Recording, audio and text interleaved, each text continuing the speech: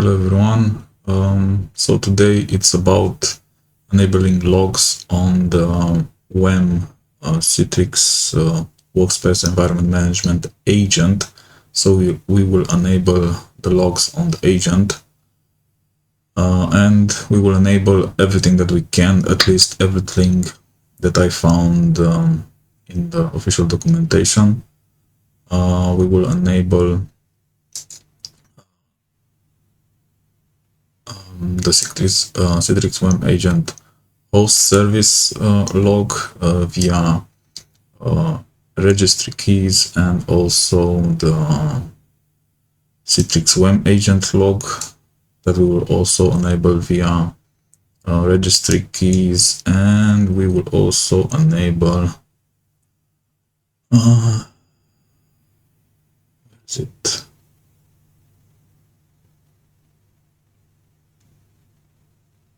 This one, this trace, troubleshooting communication between the agent and the infrastructure service.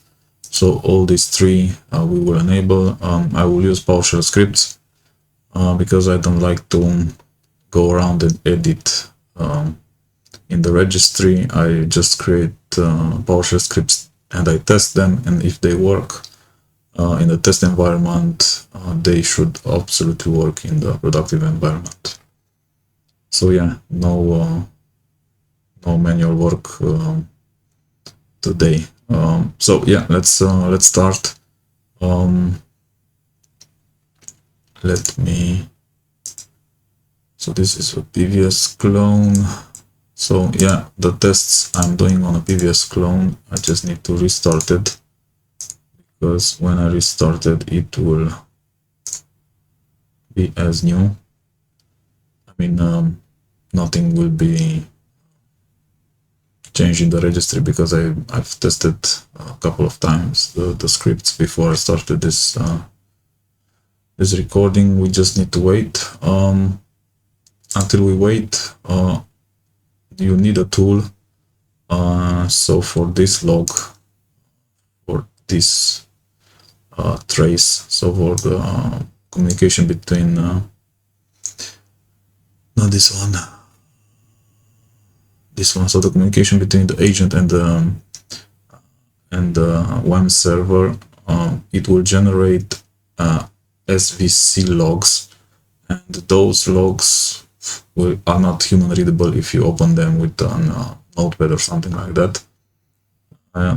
You should definitely use a tool from Microsoft, and it's contained in the Windows SDK. So I've installed this on a different machine, because you can just copy paste. You only need something from there. So where is it? Documents. So I just run the installer, and I only selected the Net Framework 4.8 software development kit, because this contains what we need, and what we need is this. So it's in program files, x86, Microsoft SDK, Windows 10A bin, and inside of this there is an executable named SvcTraceViewer. Now with this one we can actually read those files, and I've just done a copy paste, and yeah, it's only a few megabytes. It's only 16 megabytes, and I just copied it on the previous VDA. Let's see if it restarted. Yeah, so we are in business. Let's just wait for it for user to log in.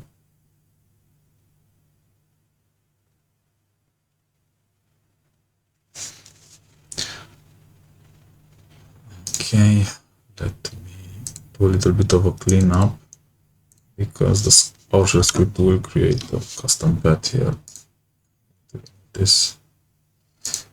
Okay, so I will leave this like here, like that, and we should go on the directly to the scripts as administrator.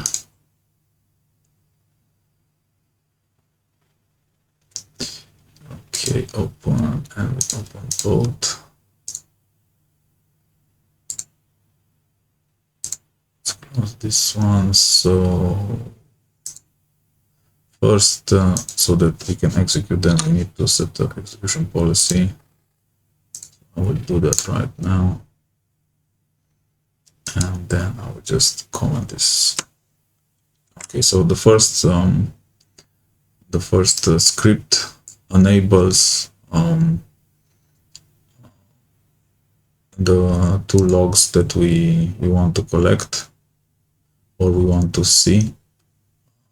Where are they? So the Citrix WEM agent log and the Citrix WEM agent host service log. So those two, they will be enabled very easily via PowerShell. So I just run the PowerShell and have two options, enable and disable. So it just sets the registry key that is mentioned there in the article to 1 if it's enabled, and if it's disabled, if I want to disable it, sets it back to 0. So in our case, let's see, before I do anything, registry.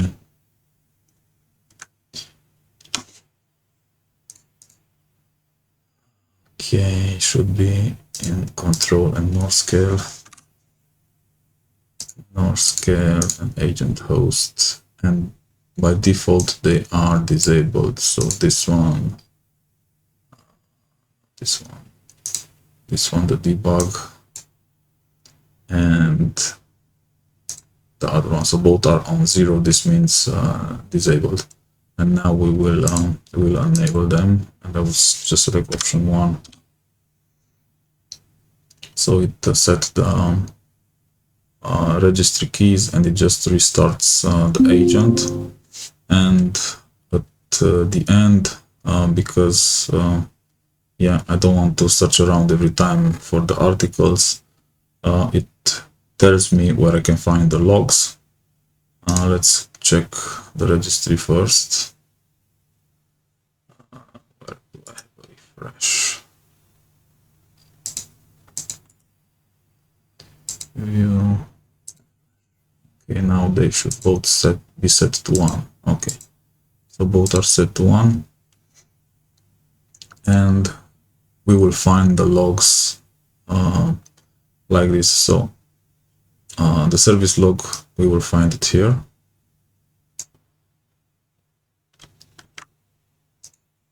I can basically jump right there.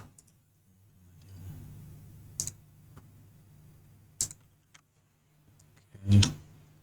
And let's just filter sort by modified, and we will see it.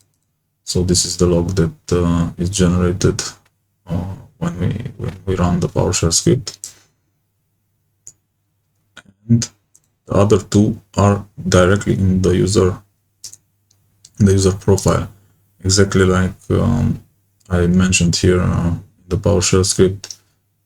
They're both are in the user profile, so we can just take it like this, and it will throw us there, and we can see them here. Let's view as a list. Okay, and those are the other two logs that are generated when we enabled this via the registry. And here you can find them. So now at the moment I don't have any issues, so I can't really see any errors, but I want to also run the second script. This enables the tracing, because I want to also show you this. Let's just run it. This again will restart the service.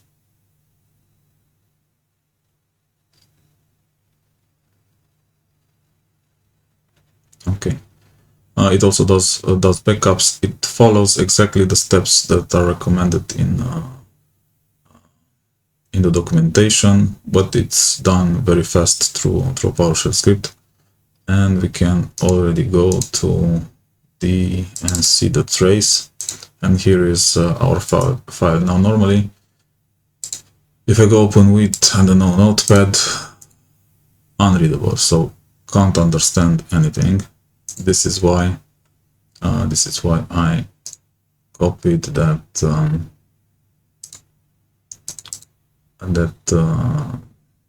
those tools on this machine. So they are from the Microsoft SDK, and we search for SvcTraceViewer, and I just open it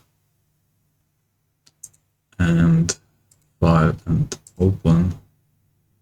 I just go to my trace. Okay, and now I didn't have the pleasure to work with this tool too much, so I don't really understand it, how it works, but I understand that if there are any issues, you will see something with red. So the idea is load the file and look through it and search for red marks. Now, because in my case everything is fine, let's produce an issue. I'll close this one because it doesn't auto refresh. So let's produce an issue, and let's, for example, block the firewall ports, so it cannot communicate with the infrastructure server. And we should see here an outbound rule somewhere with no scale. Okay, or here it is. So this is by default created when you install the agent. So let's just, instead of allow, let's just say block, and then okay. Now we have an issue. Okay, so we can restart. Let me see if I just reopen that file, if it automatically identifies something if that is wrong. Okay, or do I have to restart the services? File, open.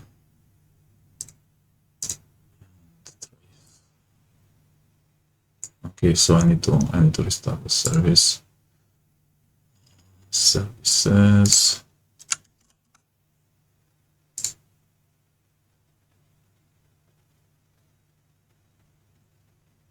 Okay, and we search for Citrix WEM. Citrix WEM. If you have older versions, you must know that you should also have a NorScale service, but in the latest versions that service is gone, so it's no longer there. We only have those two services, and we'll just restart both. So okay, and now let's try one more time to see if we can see any issues. Open, and the same file. Okay, and let's go until we see something. Okay, so we already see something here, and TCP failed. Okay, let's see, let's look a little bit inside of this. So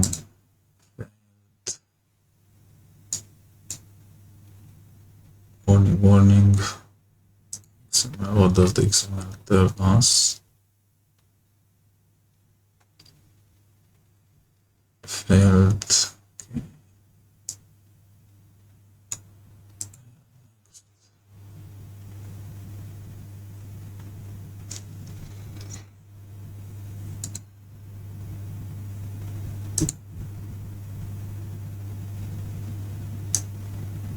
I'm looking for something specific.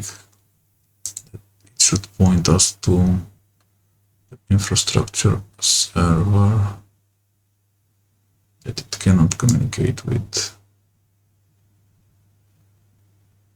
Okay, yeah, so this one could not connect to, so this is our infrastructure server, our WEM server, and this is a clear message that he cannot communicate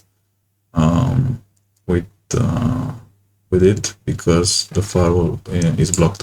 So in this way you can check if you have any issues.